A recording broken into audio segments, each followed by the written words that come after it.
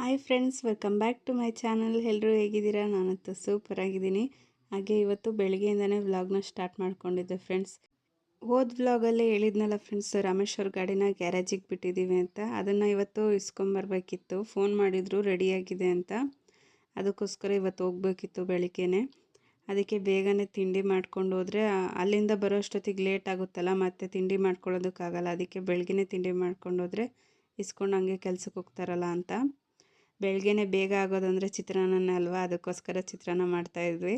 ನಮ್ಮ ಮನೆಯವ್ರ ಚಿತ್ರಾನ್ನ ತುಂಬ ಚೆನ್ನಾಗಿ ಮಾಡ್ತಾರೆ ಫ್ರೆಂಡ್ಸ್, ಅದಕ್ಕೆ ಅವರೇ ಮಾಡ್ತಾಯಿದ್ದಾರೆ ಇವತ್ತು. ಓಕೆ ಫ್ರೆಂಡ್ಸ್, ಇವತ್ತು ರಮೇಶ್ ಅವ್ರು ಯಾವ ರೀತಿ ಚಿತ್ರಾನ್ನ ಮಾಡ್ತಾರೆ ಅಂತ ಒಂದು ಚಿಕ್ಕ ವಿಡಿಯೋ ಆಗಿ ತೋರಿಸ್ತಾ ಇದ್ದೀನಿ. ಇಲ್ಲಿ ಒಂದು ಬಾಣಲಿಲಿ ಸ್ವಲ್ಪ ಎಣ್ಣೆ ಹಾಕ್ಕೊಂಡು ಅದಕ್ಕೆ ಸ್ವಲ್ಪ ಸಾಸಿವೆ, ಸ್ವಲ್ಪ ಕಡಲೆ ಬೀಜ, ಉದ್ದಿನಬೇಳೆ ಮತ್ತು ಕಡಲೆಬೇಳೆ ಇದಿಷ್ಟನ್ನು ಒಗ್ಗರಣೆಗೆ ಹಾಕ್ಕೊಂಡು, ಹಸಿಮೆಣ್ಸಿನ್ಕಾಯಿ, ಕರ್ಬೇವಿನ ಸೊಪ್ಪು ಫ್ರೆಂಡ್ಸ್ ಇದಿಷ್ಟನ್ನು ಹಾಕ್ಕೊಂಡು ಇದು ಮಾಡಿಕೊಂಡ್ರು. ಆಮೇಲೆ ಈರುಳ್ಳಿ ಹಾಕ್ಕೊಂಡು ಅದಕ್ಕೆ ಸ್ವಲ್ಪ ಪುಡಿ, ಉಪ್ಪು, ಅರಿಶಿನ ಇದಿಷ್ಟನ್ನು ಹಾಕ್ಕೊಂಡು ಈರುಳ್ಳಿನೂ ಚೆನ್ನಾಗಿ ಫ್ರೈ ಮಾಡಿಕೊಂಡು ಲಾಸ್ಟಲ್ಲಿ ಹುಣಸೆ ರಸ ಬಿಟ್ಟರು. ಚೆನ್ನಾಗಿತ್ತು ಫ್ರೆಂಡ್ಸ್ ಚಿತ್ರಾನ್ನ. ಚೆನ್ನಾಗಿ ಮಾಡ್ತಾರೆ ಟೇಸ್ಟು. ಈಗ ರೈಸ್ನ ಹಾಕ್ಕೊಂಡು ಚೆನ್ನಾಗಿ ಮಿಕ್ಸ್ ಮಾಡಿಕೊಂಡು ಲಾಸ್ಟಲ್ಲಿ ಕೊತ್ತಂಬರಿ ಸೊಪ್ಪು ಹಾಕ್ಕೊಂಡ್ರೆ ಟೇಸ್ಟಿಯಾಗಿ ಚಿತ್ರಾನ್ನ ರೆಡಿಯಾಗುತ್ತೆ ಫ್ರೆಂಡ್ಸ್. ಓಕೆ ಫ್ರೆಂಡ್ಸ್, ನಾವು ತಿಂಡಿ ತಿಂದ್ಕೊಂಡು ಗ್ಯಾರೇಜ್ ಕಡೆ ಹೊರಟ್ವಿ. ಏನಂತಂದರೆ ಫ್ರೆಂಡ್ಸ್, ಗಾಡಿನ ನಾವು ಎಷ್ಟೇ ಓಡಿಸಾಡ್ತೀವೋ ಅಷ್ಟೇ ನೀಟಾಗಿ ಅವಾಗವಾಗ ಸರ್ವಿಸ್ ಮಾಡ್ಕೋಬೇಕು. ಇಲ್ಲ ಅಂತಂದರೆ ಒಂದು ಸತಿ ರಿಪೇರಿಗೆ ಬಂತು ಅಂತಂದರೆ 10,000, 15,000, 20,000 ಈ ಥರ ಖರ್ಚು ಬಂದುಬಿಡುತ್ತೆ. ಅದಕ್ಕೆ ಸ್ಟಾರ್ಟಿಂಗಲ್ಲೇ 6 ತಿಂಗಳು 3 ತಿಂಗಳಿಗಾದರೂ ಒಂದೊಂದು ಸತಿ ಸರ್ವಿಸ್ ಮಾಡಿಸ್ತಾನೆ ಇರಬೇಕು ಫ್ರೆಂಡ್ಸ್. ನಮ್ಮ ಮನೆಯವ್ರು ಹೆಂಗಂತಂದರೆ ಮಾಡಿಸಿದ್ರೆ ಆಯಿತು ಬಿಡು ಆಮೇಲೆ ಮಾಡಿಸ್ಕೊಳ್ಳೋಣ ಅಂತ ಅಂದ್ಕೊಂಡು ಫ್ರೀಯಾಗಿ ಬಿಟ್ಬಿಟ್ರು. ನೋಡಿದ್ರೆ ಫುಲ್ಲು ಇವಾಗಂತೂ ಸಖತ್ ರಿಪೇರಿಗೆ ಬಂದು ಅವತ್ತು ಹೇಳಿದ್ನಲ್ಲ ಫ್ರೆಂಡ್ಸ್ 13,000 ಅಂತ, ಇವತ್ತಂತೂ 14,000 ಹೇಳಿದ್ರು. ಮತ್ತೆ ಒಳಗೆ ಏನೇನೋ ಆಗಿತ್ತೆ ಅಂತ ಹೇಳ್ಬಿಟ್ಟು.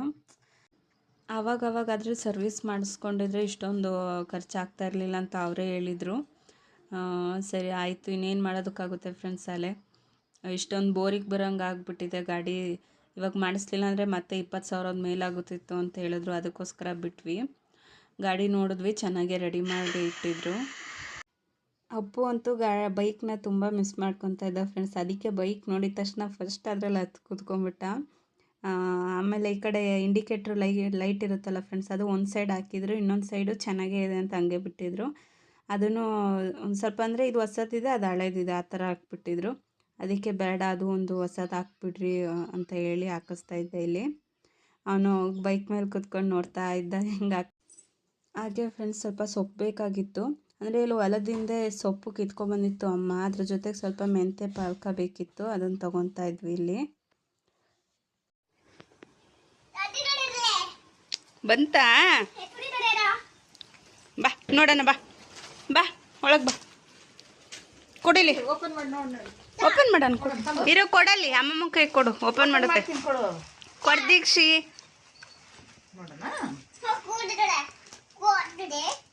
ತಲೆ ಮೆಹಂದಿ ಒಣಗ್ತೇನಮ್ಮ, ಇನ್ನು ಒಣಗಬೇಕಲ್ಲ. ಹ್ಞೂ ತೆಗಿ ದೀಕ್ಷಿ, ನೀಟಾಗಿ ತೆಗಿ. ಅಕಸ್ಮಾತ್ ಚೆನ್ನಾಗಿ ಬರಲಿಲ್ಲ ಅಂದರೆ ರಿಟರ್ನ್ ಹಾಕ್ಬೋದಲ್ಲ. ತಾಂಡಿದ್ದೀವಿ. ಸೈಜ್ ಡಿಫ್ರೆನ್ಸ್ ಇದ್ರೆ ದೊಡ್ಡದಾಗ ಹಾಕೋದು, ಚಿಕ್ಕದಿದ್ರೆ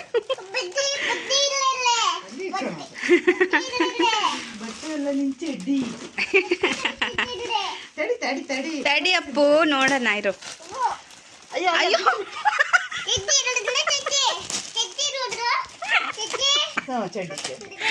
ಹೊಸದ್ ಹಾಕ್ಬೇಕಂತ ಬಿಚ್ಚೆ ಬಿಟ್ಟ. ಅಯ್ಯೋ ಆ ಥರದೊಂದು ಇತ್ತಲ್ಲ. ಅಪ್ಪು ಈಗಲೇ ಹಾಕಬೇಡ, ಇರೋ. ಅಪ್ಪು ಶೇಮ್ ಮಾಡ್ತಾರೆ ಈಗ. ಅವನಿಗೆ ಈಗಲೇ ಹಾಕ್ಬೇಕಂತ. ಯಪ್ಪ ಹೊಸದು ಈಗಲೇ ಹಾಕೋಬೇಕೇನು ದೀಕ್ಷಿ? ವಾವ್ ಸೂಪರ್ ಮನೆ. ಈಗ ಹಳೇದು ಬೇಡವಾ? ಅದು ಬೇಡವಾ? ಅದನ್ನೇ ಹಾಕತ್ತೀಯಾ? ಅಪ್ಪು ಹೆಂಗಿತ್ತೆ? ಸೂಪರ್ ಐತಾ? ಸೂಪರ್ ಸೂಪರ್ ಹೇಳು. ಓ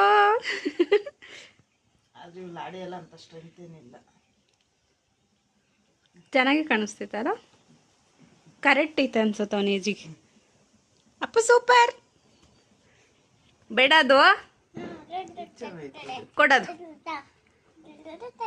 ಹಾಂ ಸೂಪರ್ ದೀಕ್ಷಿ. ಎಲ್ಲಿ ಎಷ್ಟು ಯಾವ ಥರ ಒಂದು ಇದ್ರೂನು ಎಳ್ಕೊಂತ ಇರ್ತಾವೆ. ಹಂಗೆ ಸುಮ್ಮನೆ ಎಷ್ಟು 4 ಅಲ್ಲ. ಸೈಜು ಕರೆಕ್ಟ್ ಐತಿ. ಸೊಂಟ ಲೂಸ್ ಆಗ್ತೈತೆ ಅವನಿಗೆ. ಅವನಿಗೆ ಸೊಂಟ ಇಲ್ಲ ನೀಟಾಗಿ. ಸೈಜ್ ಕರೆಕ್ಟ್ ಐತೆ ಅವನಿಗೆ. ಕೂಟಿ ಮೇಲೆ ಕೂತ್ಕೊಂಡಿದ್ಯಾ ಬಾಯ್ಲಿ ದೀಕ್ಷೆ? ಎಲ್ಲಿ ಇಳಿ ಇದು ಎಲಾಸ್ಟಿಕ್. ಚಡ್ಡಿ ನೋಡೋಣ ಹೊಸದು ತೋರ್ಸು. ಎತ್ಕೊಬಿಡ ಬಿಡು, ಅದು ಕರೆಕ್ಟ್ ಐತಿ. ಆಯಳು ಆಯಳು ಹಾಯ್ ಮಾಡಿ. ಚಡ್ಡಿ ನೋಡ್ರಿ ಫ್ರೆಂಡ್ಸ್. ಚಡ್ಡಿ ನೋಡ್ರಿ. ಬಿಡಪ್ಪ, ಯಾಕೆ ಎತ್ಕೊಂತೀಯಾ? ಸರಿ ಸರಿ ಕಟ್ತೀನಿ ಇರ್ಕ. ಸರಿಯಾಗಿ ಕಟ್ಟೈತೆ ಆದ್ರೂ ಸುಮ್ಮನಿರು. ಸುಮ್ಮನೆ ಇರ್ಬೇಕು ಚಿನ್ನಮ್ಮ. ನಾನು ಕಟ್ತೀನಿ, ಸುಮ್ಮನಿರು. ಹಂಗೆ ಯಾಕೆ ಇತ್ಕಂತೀಯ? ಕರೆಕ್ಟ್ ಇರುತ್ತದು. ಕರೆಕ್ಟ್ ಇದ್ದಿದ್ದು ಅವನಿಗೆ ಹೆಂಗೆ ಆಗ್ತಿತ್ತು. ಅವನಿಗೆ ಅದು ಹಿಂಗೆ ಟೈಟಾಗಿ ಕಟ್ಟಿದ್ರೆ ಅವನಿಗೆ ಕಷ್ಟ ಅನ್ಸುತ್ತೆ. ಹೇಳಿ ಮಗನೇ. ಯಾರು ಬಡನ್ ಕೆಂಪು ಸತ್ತೋಗಿದ್ದಾರೆ? ಶೇಖಲಿ ಅಲ್ಲ, ನೀನು ಚಡ್ಡಿ ಹಾಕೊಂಡು ನೀನು ನನಗೆ ಕೊಡ್ತಿದ್ದೆ. ಓ ಅಣ್ಣ ನೀನು.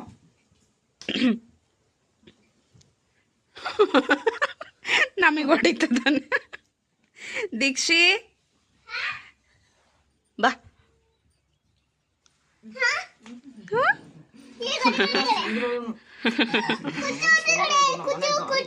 ಓನಮ್ಮ ಕಚ್ಚಲ್ಲ ಕಚ್ಚಲ್ಲ ಕಚ್ಚಲ್ಲ ಕಚ್ಚಲ್ಲಮ್ಮ, ಅದು ಇರುವೆ ಕಚ್ಚಲ್ಲ ಇರ್ಬೇ ಕಚ್ಚಲ್ಲ. ಕಚ್ಚಲ್ಲ. ಕಸೆ ನೋಡಿ ಅದು ಬೇಡ. ಅಯ್ಯೋ ಅಯ್ಯೋ ಅಯ್ಯೋ ಅಯ್ಯೋ ಸ್ಟೈಲು. ಸ್ಟೈಲ್ ರಾಜ, ಸ್ಟೈಲ್ ರಾಜ. ನೀ ಸ್ಕೂಲಿಗೆ ಹೋಗಲ್ಲ ನೀನು?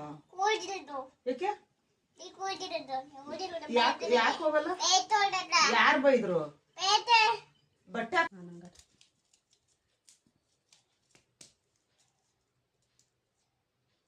ದೀಕ್ಷು ದೀಕ್ಷು ಏನ್ ಮಾಡ್ತಿದ್ದೀಮ್ಮ?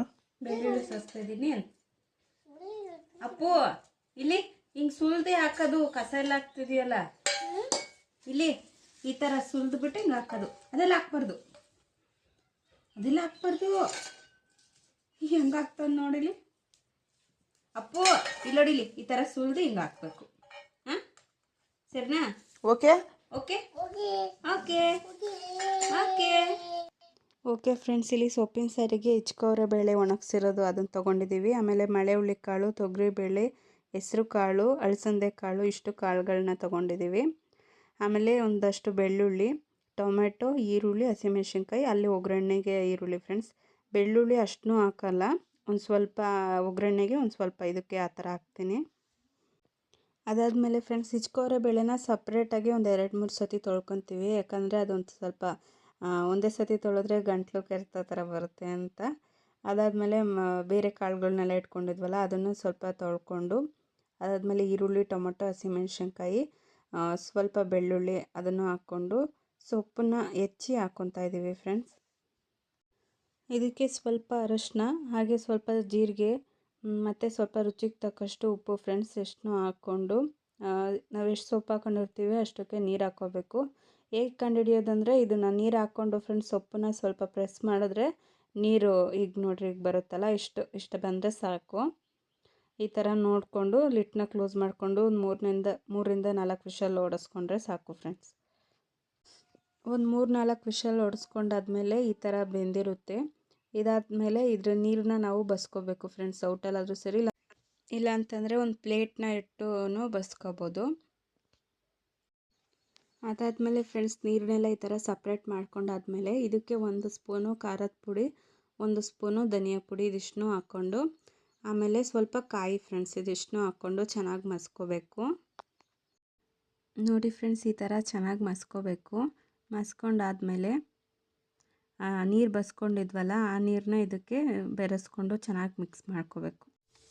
ಅದಾದಮೇಲೆ ಫ್ರೆಂಡ್ಸ್, ಇಲ್ಲಿ ಒಗ್ಗರಣೆಗೆ ಸಾಸಿವೆ, ಬೆಳ್ಳುಳ್ಳಿ, ಈರುಳ್ಳಿ ಮತ್ತು ಇಂಗು ಇದಿಷ್ಟನ್ನು ರೆಡಿ ಮಾಡಿ ಇಟ್ಕೊಂಡಿದ್ದೀನಿ.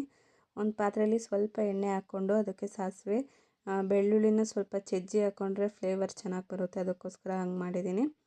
ಆಮೇಲೆ ಒಂದು ಈರುಳ್ಳಿ ಫ್ರೆಂಡ್ಸ್, ಅದನ್ನು ಕಟ್ ಮಾಡಿಕೊಂಡು ಚೆನ್ನಾಗಿ ಫ್ರೈ ಮಾಡಿಕೊಂಡು, ಅದಾದಮೇಲೆ ಸ್ವಲ್ಪ ಇಂಗು ಫ್ರೆಂಡ್ಸ್, ಇಂಗು ಫ್ಲೇವರ್ ಚೆನ್ನಾಗಿರುತ್ತಲ್ಲ ಅದಕ್ಕೋಸ್ಕರ ಇಂಗನ್ನ ಹಾಕ್ಕೋಬೇಕು. ಅದಾದಮೇಲೆ ಫ್ರೆಂಡ್ಸ್ ಮಸ್ಕೊಂಡಿದ್ವಲ್ಲ ಸೊಪ್ಪು, ಅದು ಒಗ್ಗರಣೆ ಎಲ್ಲ ನೀಟಾಗಿ ಆದಮೇಲೆ ಅದಕ್ಕೆ ಹಾಕ್ಕೋಬೇಕು. ಇಷ್ಟೇ ಫ್ರೆಂಡ್ಸ್, ಇದನ್ನು ಚೆನ್ನಾಗಿ ಮಿಕ್ಸ್ ಮಾಡಿಕೊಂಡು ಒಂದು ಕುದಿಸ್ಕೊಂಡ್ರೆ ಸೊಪ್ಪು ಸಾರು ರೆಡಿ ಆಯಿತು. ಏನಂತಂದರೆ ಹೊಲದ ಸೊಪ್ಪಿನ ಸಾರು ಟೇಸ್ಟೇ ಚೆನ್ನಾಗಿರುತ್ತೆ ಅಲ್ವಾ ಫ್ರೆಂಡ್ಸ್. ಯಾರೆಲ್ಲ ಹೊಲದ ಸೊಪ್ಪು ತುಂಬ ಇಷ್ಟಪಡ್ತೀರಾ ಕಮೆಂಟ್ ಮಾಡಿ. ಯಪ್ಪ ಏನಕ್ಕೆ ತೋರಿಸ್ದೆ ಅವನಿಗೆ? ನಾನು ನಾಳೆ ಕೊಡಕ್ಕಂತ ಇಟ್ಕೊಂಡಿದ್ದೆ ಅವನಿಗೆ. ಅವನು ಅವಾಗಲೇ ಒಂದು ತಿಂದಿದ್ದ. ಸುಮ್ಮನೆ ಇದ್ದ, ಯಾಕೆ ಕೊಡಕ್ಕೆ ಹೋದ್ರಿ? ಅವ್ನು ಕೊಟ್ಟರು ಬೈಕಂತೆ. ಡುರೋಗ್ತಿಯಪ್ಪ, ಡುರೋಗಕ್ಕ ಓಂಚು ಬೇಡಮ್ಮ, ನಾಳೆ ತಿನ್ನಂತ ಇದು ಹೆಸರು ಓಂಚಲ್ಲ ಕಣೋ, ಮಂಚು. ಓಂಚಲ್ಲ ಮಂಚು, ಓಂಚಲ್ಲ ಮನೆ.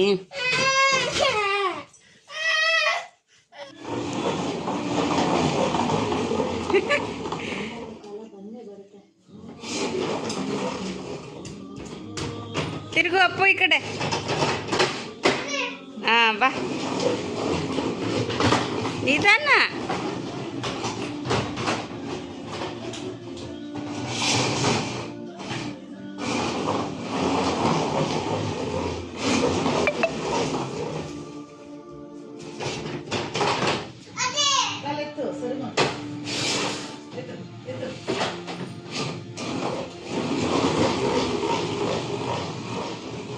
ಎಷ್ಟು ಫಾಸ್ಟಾಗಿ ಹೋಗ್ತಾನೆ ನಾನು.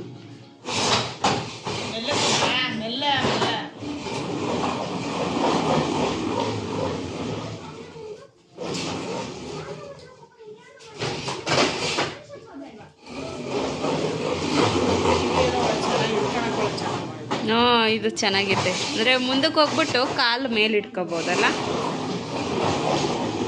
ಆ ಥರ ಇಟ್ಕೊಂತಾನೆ ಕಾಲು.